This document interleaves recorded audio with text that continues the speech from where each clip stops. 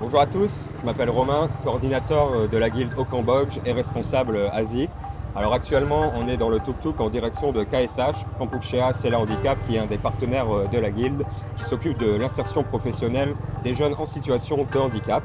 On va rencontrer Valentin, qui est un volontaire envoyé par la guilde depuis 2 ans, qui va nous présenter un peu sa structure et les projets en cours avec les jeunes.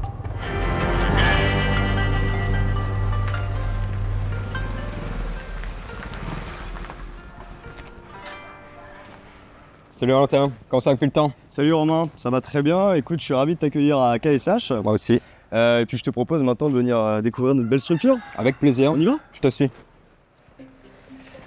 Alors du coup, Valentin, en quelques mots, est-ce que tu peux me présenter un peu ton parcours ici et ton rôle au sein de cette belle association? Bien sûr, donc je suis venu pour la première fois en 2014 au Cambodge, au sein de cette même structure, dans le cadre d'un stage de fin d'études, qui est devenu ma structure de cœur, où je m'occupais de développer les ventes de la confiture. Et puis en 2022, j'ai été recruté en tant que VSI, Volontariat de Solidarité Internationale, envoyé par la Guilde européenne du RAID.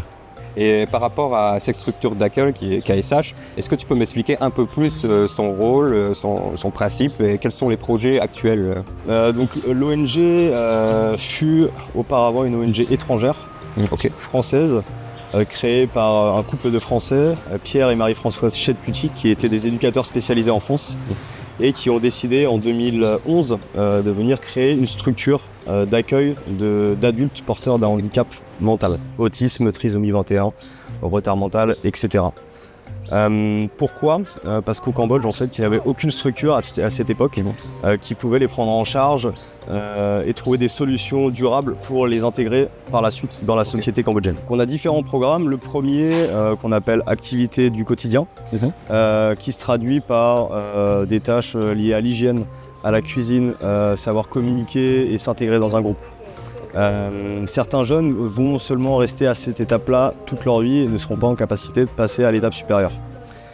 Pour les autres jeunes, plus en capacité, nous allons passer sur le second programme qu'on appelle Introduction au travail, avec notre confiturerie, qui est en activité depuis maintenant 8 ans, mais qu'on a décidé il y a maintenant 2 ans de rénover, de professionnaliser. Et donc pour cela, on a eu un grand soutien de la part de l'agence des micro-projets, qui nous a accompagnés dans toute cette professionnalisation. Et donc je te propose maintenant de venir visiter cette belle confiturerie toute neuve. Hâte de découvrir tout ça et je te suis.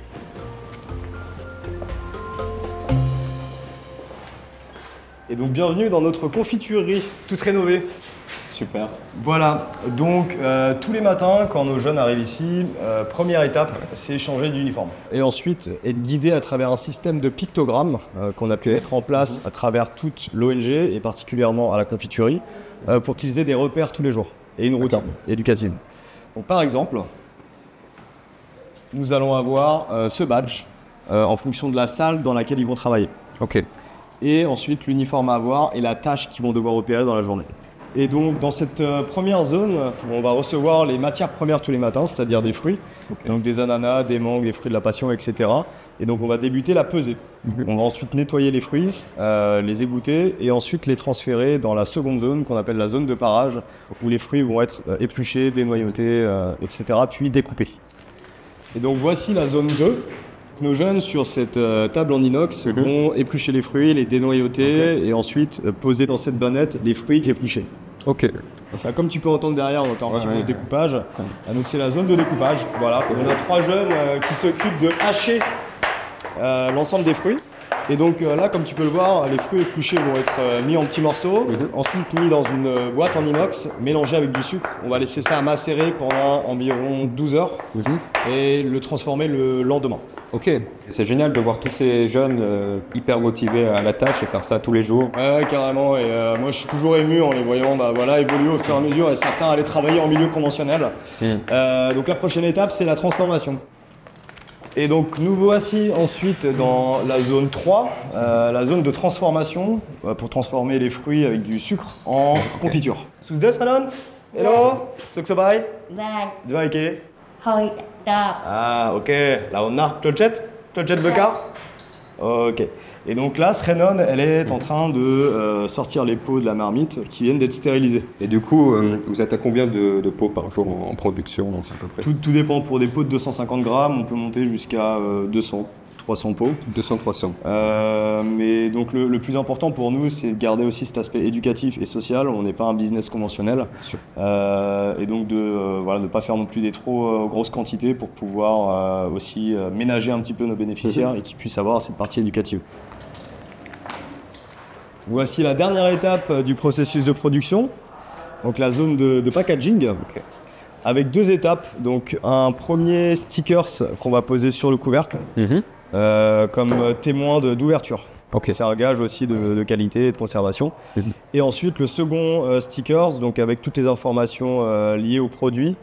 Et donc ce qui se passe en fait, c'est qu'avec les revenus qu'on a pu générer avec la vente de ces confitures, on va pouvoir verser un salaire symbolique à nos jeunes. Qui est en fait une étape du processus éducatif très importante. Arriver en temps et en heure au travail, respecter les règles, recevoir un salaire et pouvoir ensuite aller s'acheter les petites choses du quotidien. Écoute, c'est très touchant de voir ce genre de projet ici au Cambodge, surtout qu'il y a peu d'initiatives dédiées aux personnes en situation de handicap mental. Est-ce que tu peux me dire, depuis le micro-projet, est-ce que tu as vu des résultats concrets? Ce qu'on peut observer aujourd'hui, c'est un début d'acceptation de la société cambodgienne, des efforts considérables faits par les autorités cambodgiennes aussi pour intégrer ce public au sein de la société. Donc je te propose d'en parler davantage avec Sung Sepan, la directrice générale de KSH, qui va pouvoir t'expliquer tout ça dans notre nouveau projet donc éducatif générateur de revenus qui va ouvrir très prochainement. Hello, please take a seat. Sure, thank you.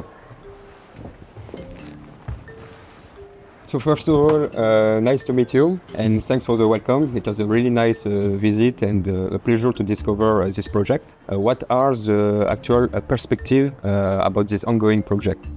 For our project, we would like our residents become a part of human resource in Cambodia to adapt themselves in the society. We have 3 projects outside. One, we work with them how to lead them to be independent. The other project, we would like to make the workplace to adapt and accept them to work at the company or kind of restaurant or etc. And we have the last project to work with the parent to make the parent understand how to improve their children to become independent as much as they can in the future. So what is your dream about this NGO and project? We would like this NGO managed by people with disability, and we want to show also to the people in Cambodia that even they have disability, they are able to do something and they are able to manage their business or their life. Sure, that's amazing. And it's really inspiring to see you people dedicate that much, and it's really give hopes, I think, for the next generation in this country and everywhere. Thank you so much to Lagia and you and Micro Project to support our project here in Cambodia.